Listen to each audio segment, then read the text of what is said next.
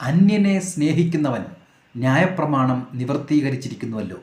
റോമാക്കാർക്ക് എഴുതിയ ലേഖനം 13-ാം അധ്യായം 8-ാം വാക്യം. സ്നേഹം ന്യായപ്രമാണത്തിൻ്റെ നിവർത്തി തന്നെ. 10-ാം വാക്യം. സ്നേഹത്തെപ്പറ്റി പൗലോസ് എഴുതുമ്പോൾ എത്ര എഴുതിയാലും മതിവരാത്ത വിധം സ്നേഹത്തെക്കുറിച്ച് അത്രയേറെ വർണ്ണിക്കുകയാണ്. നമ്മുടെ കവിവരന്മാരും സ്നേഹമാണ് അഖില സാരമൂഴിയിൽ എന്ന് പാടിയിട്ടുണ്ടല്ലോ. സ്നേഹത്തെപ്പറ്റി വർണ്ണിക്കുന്നിടത്തെല്ലാം അത് സാഹിത്യത്തിലാവട്ടെ കലകളിലാവട്ടെ ഒരു വികാരം ആയി അതിനെ അവതരിപ്പിക്കുവാനാണ് കൂടുതലും ശ്രമിച്ചു കാണുന്നത്. പ്രിയരെ, സ്നേഹം ഒരു വികാരമല്ല. അത്തരത്തിൽ ചിത്രീകരിച്ചിരിക്കുന്ന കാര്യങ്ങളെ വെച്ചുകൊണ്ട് സ്നേഹം ഒരു വികാരമാണ് എന്ന് തെറ്റിദ്ധരിച്ച് നാം വഞ്ചിക്കപ്പെട്ടു പോകുവാൻ ഇടവരരുത്. സ്നേഹം ഒരു വ്യക്തിയാകുന്നു. ദൈവവചനം പറയുന്നു, ദൈവം സ്നേഹം തന്നെ.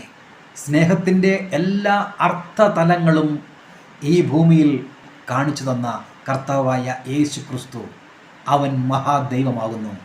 ദൈവത്തിൻ്റെ ഈ സ്നേഹപ്രകടനം നാം വായിക്കുന്ന വേദഭാഗം, ദൈവം തൻ്റെ ഏകജാതനായ പുത്രനെ നൽകുവാൻ തക്കവണ്ണം ലോകത്തെ അത്രമാത്രം സ്നേഹിച്ചു എന്നുള്ളതാകുന്നു. ദൈവത്തിൻ്റെ ഒരു സ്വഭാവമാണ് ഈ സ്നേഹം എന്നത്.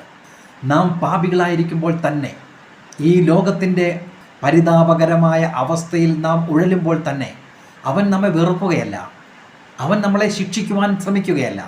തൻ്റെ ഏകജാതനായ പുത്രനെ നമുക്കായി മരിക്കുവാൻ ഏൽപ്പിച്ചു കൊടുത്തുകൊണ്ട് ദൈവത്തിന് പാപികളായ നമ്മോടുള്ള സ്നേഹത്തെ പ്രദർശിപ്പിക്കുവാൻ മനസ്സുണ്ടായി. അതെ, ദൈവത്തിൻ്റെ അടിസ്ഥാനപരമായ സ്വഭാവം സ്നേഹം എന്നത് ആകുന്നു. ഈ സ്നേഹത്തെ നമുക്ക് ആരായാം.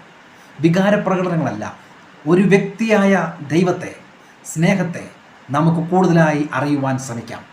ഇത് അറിയുക മാത്രമല്ല, ചന്ദ്രൻ സൂര്യൻ്റെ പ്രകാശം പ്രതിഫലിപ്പിച്ച് രാത്രിയിൽ ഭൂമിക്ക് വെളിച്ചമാകുന്നത് പോലെ കർത്താവായ യേശു ക്രിസ്തുവിൽ നിന്നും ഈ സ്നേഹത്തെ സ്വീകരിച്ച് നമ്മുടെ സമശിഷ്ടങ്ങളിലേക്ക് ഈ സ്നേഹത്തെ പ്രതിഫലിപ്പിച്ചുകൊണ്ട് ജീവിക്കുന്നവരായി നമുക്ക് മാറാം.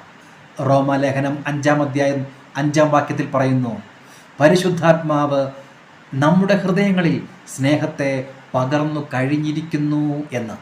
ഈ സ്നേഹത്തെ ഉള്ളിൽ നിന്നും പകർന്ന് പുറത്തേക്ക് നൽകുന്നവരായി ജീവിക്കുവാനാണ് നാം ശ്രമിക്കേണ്ടത്. കർത്താവായ യേശു ക്രിസ്തു സ്നേഹത്തെക്കുറിച്ച് പറയുമ്പോൾ നിന്റെ ശത്രുവിനെയും സ്നേഹിക്കണം എന്ന് കൽപ്പിക്കുകയാണ്. കർത്താവല്ലാതെ മറ്റാരും ഈ ലോകത്തിൽ ശത്രുവിനെ സ്നേഹിക്കണം എന്ന് പഠിപ്പിച്ചിട്ടില്ല.